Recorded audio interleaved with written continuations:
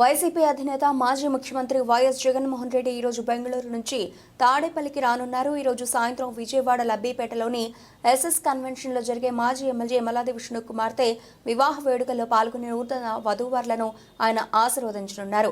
ఈ రోజు సాయంత్రం 4:20 బెంగళూరు యలహంక నివాసం నుంచి రోడ్డు మార్గంలో బయలుదేరి వైఎస్ జగన్ కెంపగౌడ అంతర్జాతీయ విమానాశ్రయానికి 4:40 చేరుకుంటారు.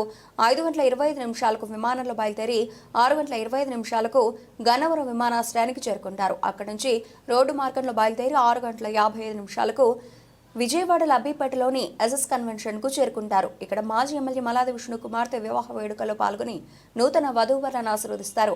అనంతరం అక్కడి నుంచి రోడ్డు మార్గంలో బయలుదేరి 7:30 తాడేపల్లిలోని నివాసానికి జగన్ చేరుకుంటారు. కాగా రేపు అసెంబ్లీ సమావేశాలకు జగన్ సహా వైసీపీ ఎమ్మెల్యేలు హాజరు కానున్నారనే సమాచారం.